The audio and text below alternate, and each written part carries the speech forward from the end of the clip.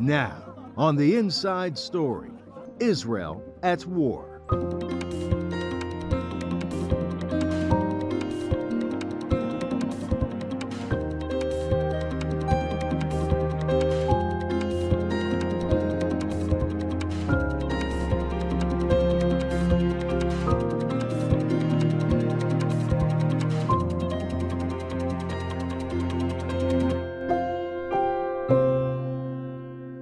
Welcome to the Inside Story. I'm Carla Babb at the Pentagon. The military and humanitarian fallout from the Hamas strike into Israel continues to expand. More than 1,400 Israelis killed, nearly 3,000 Palestinians killed, and thousands more injured. The fate of nearly 200 Israelis kidnapped by Hamas, unknown. Israeli troops are massed on the border between Israel and Gaza, and Palestinians caught in the crossfire struggle to survive. We begin with U.S. President Joe Biden making a high-profile visit to Israel this week. But a planned summit in Jordan with leaders from Egypt and the Palestinian Authority was called off after an attack at a Gaza hospital that Gaza health officials say has killed several hundred people. Palestinian authorities say the hospital was hit by an Israeli attack. Israel says it was hit by an errant rocket fired by Palestinian militants. VOA's Patsy Whitaker-Swara starts us off. This is what remains of the parking lot of the Ahli Arab Hospital in Gaza City, where a massive blast on Tuesday killed hundreds of people. Arriving in Tel Aviv Wednesday to show support for Israeli Prime Minister Benjamin Netanyahu, President Joe Biden said he was deeply saddened and outraged by the hospital explosion. Based on the information we've seen to date, it appears the result of an errant rocket fired by a terrorist group in Gaza. Biden said Israel has agreed that humanitarian assistance can begin to move from Egypt to Gaza and announced $100 million U.S. aid for Palestinians. He vowed to provide Israel what it needs to defend itself, but urged restraint in its retaliation. You live by the rule of law. When conflicts flare, you live by the law of wars. Netanyahu thanked Biden for his support.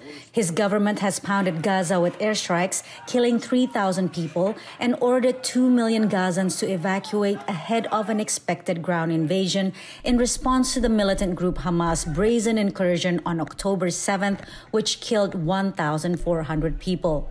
Hamas is responsible and should be held accountable for all civilian casualties. Hamas blamed the hospital blast on an Israeli airstrike, while Israel said it was an errant rocket from the militant group Islamic Jihad. That group also denied responsibility. The hospital was considered a haven for Gazans fleeing Israeli attacks. I don't know. A missile fell on us. We were on the floor. Everything got destroyed. We were destroyed. The explosion and Israeli retaliation to Hamas have ignited massive protests in various cities, including in Lebanon, Jordan, Iran, Iraq, Tunisia, and Turkey. Demonstrators laid the blame on Israel. In Tel Aviv, Biden met with Israeli survivors of the October 7th Hamas attack. He had been scheduled to head next to Amman to meet leaders of Jordan, Egypt, and the Palestinian Authority. But the summit and the Jordan leg of the trip were scrapped following the blast. Patsy Whitaker-Swara, VOA News. Tensions also are rising along Israel's border to the north with Lebanon. The Lebanese militant political group Hezbollah says an Israeli ground invasion of Gaza would draw them into the conflict. Jacob Russell has more from the Lebanese capital, Beirut. As Israel appears to be preparing for an invasion of the Gaza Strip, the Lebanese militant political group Hezbollah has said that this would provoke their entry into the war. The border between Israel and Lebanon has been tense for years, with Israeli defense forces and Hezbollah periodically exchanging fire. Until now, both sides have respected rules of engagement designed to avoid triggering a full-scale war. But already in the first few days of the Israel-Hamas conflict, the violence along Lebanon's border with Israel has escalated considerably, causing casualties on both sides of the border. Compared to the previous rules of engagements and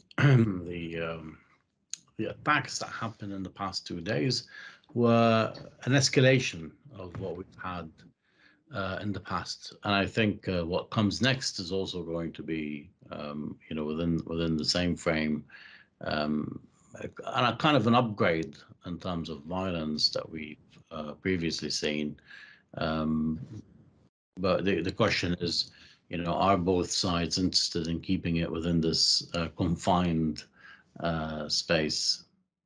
Inside Lebanon, Hezbollah enjoys support from those who see it as defending a just cause.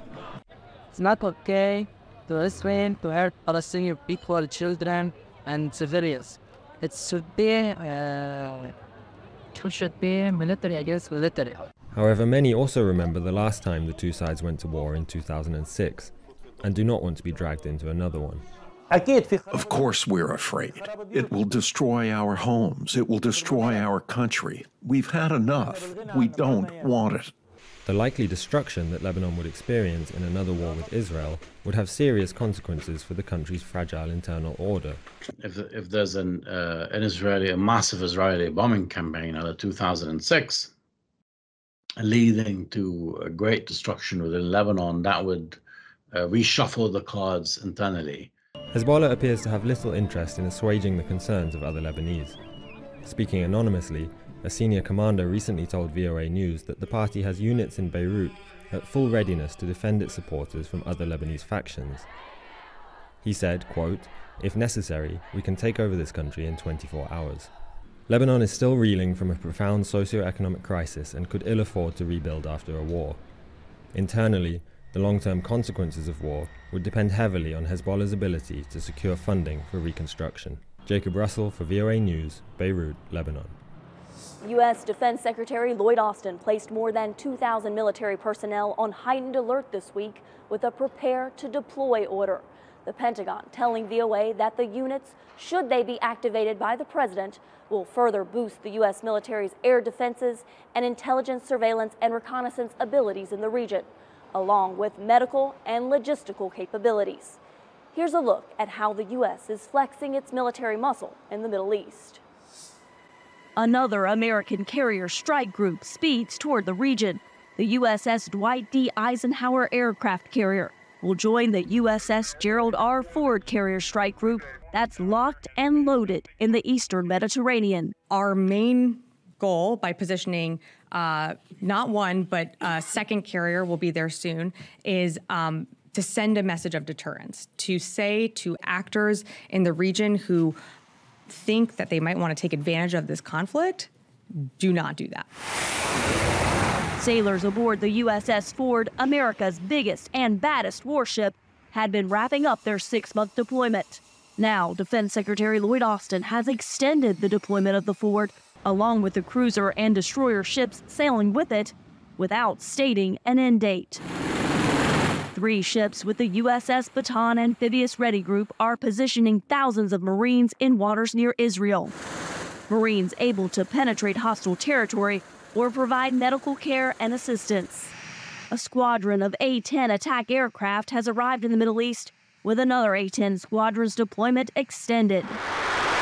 And more F-15 and F-16 fighter jets also are rolling in, as concerns grow that Hezbollah could join the fight from the north once an expected ground invasion of Gaza begins. Hezbollah has something like 200,000 rockets and missiles. The ability to strike those positions would be incredibly important. These force packages create that opportunity or that option. In addition to boosting its military presence, the U.S. has sent at least 5 C-17s carrying military aid for Israel Defense Forces. We are certainly giving Israel the security assistance it needs to take out and to effectively push back on Hamas in Gaza. Again, I will reiterate as many times as you want. That does not mean the killing of innocent civilians. U.S. defense officials say the administration is providing Israel with precision munitions and interceptor missiles for its Iron Dome air defense system, with more to come. When Israel's war on Hamas began, travel between the two areas was cut off, and Palestinian workers in Israel couldn't get home. Now, thousands of men are trapped outside Gaza as their families try to survive bombings there. VOA's Heather Murdoch reports from Ramallah in the West Bank. In this municipal building in Ramallah, a city in the occupied West Bank, hundreds of men spend their days despairing as the war between Israel and Hamas takes an increasing toll on civilians in Gaza. Many say they would rather risk death and go home than hear about their family's suffering on the phone or by text message. The men say they don't want to be identified on camera for security reasons. Salah Hassan has a wife and 3 teenage daughters, all trapped inside Gaza. We were simple people living our lives. We have nothing to do with what is happening. We were just trying to build our lives and build families. My daughter is in her 2nd year of university and was learning English. She wanted to graduate, but now our dreams are shattered. Everything is destroyed. Gaza is home to 2 million people, and the only border crossing that was open before the war was destroyed on the first day of fighting, when Hamas conducted a massive surprise attack. Since then, Israel has conducted a near-constant bombing campaign on Gaza. Families have been told to evacuate some areas of Gaza, which is roughly 40 kilometers long and 10 kilometers wide, but there is no way to escape. But Hassan says his family wouldn't go, even if they could. They say we want to stay in our house until they shell us. Aid workers say they are providing food and housing for the men, who are among thousands of workers from Gaza whose Israeli work permits were revoked after the start of the war. Last night there were 800 here. We're giving them food and trying to calm them because they're devastated by news from their families in Gaza. But supplies are already running low, she says, and there is limited support coming in. Israel has vowed to utterly defeat Hamas in this war, and Hamas has declared it has a plan to defend itself. Many men here say they have given up hope for a happy outcome and believe that they may never see their families again. Heather Murdoch, VOA News, Ramallah, West Bank. Meanwhile, dozens of Israeli hostages are trapped inside the Palestinian territory. The International Committee of the Red Cross is pressing Hamas for access to at least 199 hostages kidnapped during the Hamas raid into Israel more than a week ago. From Tel Aviv, Linda Gradstein reports on how hundreds of Israeli civilians have established a war room in a desperate effort to find the hostages.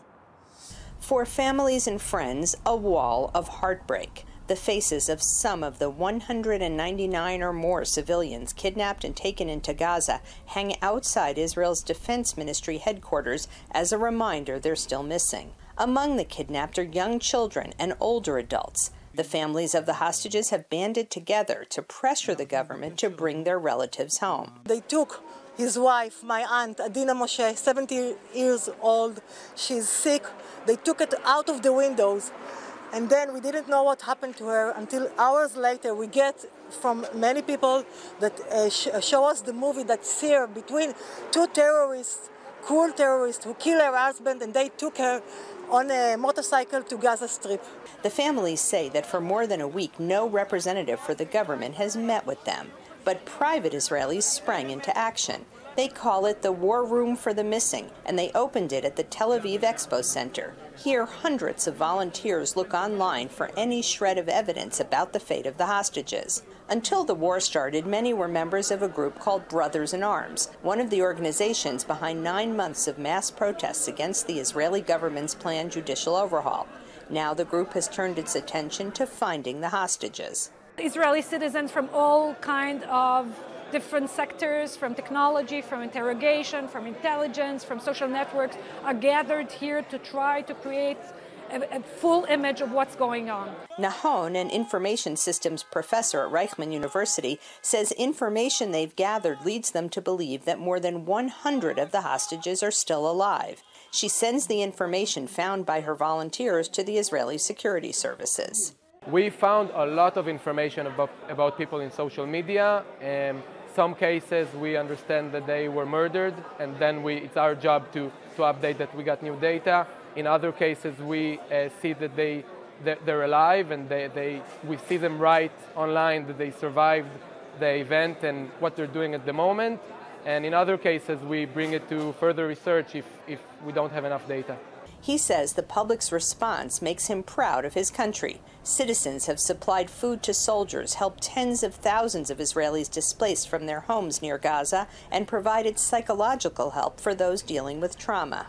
When you see people just gather around and do whatever needs to be done at the moment to be strong and to win this situation, for me this is my greatest source for being optimistic. Israel is poised for a ground invasion of Gaza, but many Israelis say that getting the hostages back is their first priority.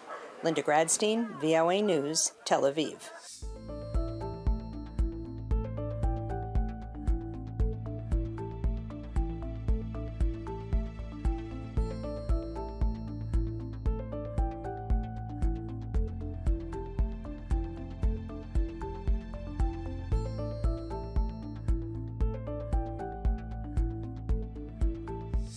European Union leaders are seeking a balanced response to the conflict following Hamas's cross-border attack into Israel that resulted in the death of at least 1,400 Israelis. Since the October 7th attack, thousands of Palestinian civilians have lost their lives, and the rising death toll has exposed divisions in Europe. Our correspondent Henry Ridgewell explains the efforts being made by leaders in order to find a common ground. There are growing fears in Europe that the conflict between Israel and Palestinian militants in Gaza will be felt beyond the Middle East. The European Union has called an emergency heads of state conference to be held Tuesday. It has the potential to worsen tensions between communities and to feed extremism. Finally, there is a major risk of migration and movements of a large number of people to neighboring countries. European nations gave Israel their full support in the days following the Hamas attacks. But critics say there has been mixed messaging from EU leaders as the Israeli assault on Gaza intensifies. Visiting the Kfar Aza kibbutz Friday in southern Israel, where Hamas killed dozens of civilians, EU Commission President Ursula von der Leyen offered unequivocal support. Israel has the right to defend itself. In fact, it has the duty to defend its people. Following that speech, the chair of the European Parliament's Security and Defence Subcommittee, Nathalie Loiseau, wrote that von der Leyen was forgetting an important message. Israel must respect international humanitarian law. Meanwhile, the EU's foreign policy chief, Josep Borrell, said last week Israel's siege of Gaza is against international law. The political narrative is becoming more nuanced, says Middle East analyst Andreas Krieg. I think we're already seeing some of the Western policymakers backtracking and trying to put things into context and saying, while we stand with Israel, we also have to make sure that the lives of Palestinian civilians have to be secured and protected. That view is echoed in European public opinion, says analyst Andreas Bohm. They do have solidarity for Israel, I think, due to the nature of the attack. But if you go on a long run, if we see these pictures of, say, thousands or 10,000s of people killed in Gaza, so that might change it. Israel is unlikely to change course, says Krieg. I think the Israelis also will be more resilient in sustaining criticism and sustaining also the leverage of Western policymakers, because they're saying this is our war, look at these atrocities, and we'll do whatever is necessary to eradicate Hamas. Meanwhile, the European Union's Executive Commission has announced a tripling of humanitarian assistance to Gaza to $79 million. With Israel maintaining a complete siege of the territory, it isn't clear how or when the aid might reach those in need. Henry Ridgewell, VOA News, London. At least 15 journalists have died covering this war. VOA's Christina Casido-Smith reports on what's been called the deadliest first week for journalists in any recent conflict. Reuters editor-in-chief Alessandra Galloni pays tribute to video journalist Issam Abdallah, who was struck by a shell and killed October 13 while filming cross-border fire between Israeli forces and Hezbollah, a militant group in Lebanon. He was just doing his job when he was killed. Reporting on world events with accuracy, integrity, independence, and freedom from bias is core to what we stand for at Reuters. The shell, which reports say originated in Israel, injured 6 other journalists. Galoni called for transparency in Israel's investigation into the incident, and she underscored the need for the media to be able to report on the war. And it is critically important for our journalists to be able to do so safely. Safety is the key word for newsrooms sending teams into Israel and Gaza. In the first week of the conflict, at least 15 journalists, including Abdallah, have been killed, says the Committee to Protect Journalists. Others have been injured or obstructed in what UNESCO says is the deadliest first week for journalists in any recent conflict. But having media on the ground in times of war is vital. Having journalists able to be there to record things is so critical to understanding what is happening and for there to be an accountability, particularly given the number of civilians who are involved. It is imperative that journalists provide verified and factual coverage of the Israel-Hamas war, says Rachel Oswald, chair of the National Press Club Press Freedom Committee. We are seeing all parties to the conflict trying to dominate the information scene with lies, with misinformation, with manipulated images. Journalists being there to say what is fact is essential. With risks to journalists increasing globally, conversations and training on safety are happening at an earlier stage, including at high schools and university journalism programs. The James W. Foley Legacy Foundation, which advocates for the safety of journalists and U.S. nationals wrongfully detained abroad, has set up a journalist safety curriculum task force to train and support the next generation of reporters. Key to training and preparing to cover a dangerous situation is to have a plan. That includes having people with knowledge of the region on the team and coordinating with editors in the newsroom. Safety specialists say it is also essential to have an exit plan in case the situation becomes too dangerous. If somebody's in a dangerous situation somewhere else, they actually have, in an immediate sense, the best picture of what's going on. So it's not up for me to say, all right, well, here's what you need to do. It's up for the reporter themselves to make a decision, stick to it, and let us know. With the number of civilians killed and injured in the Israel-Hamas conflict rising daily, and more journalists arriving to cover the war, safety is an essential part of a newsroom planning. Cristina Caicedo-Smith, VOA News.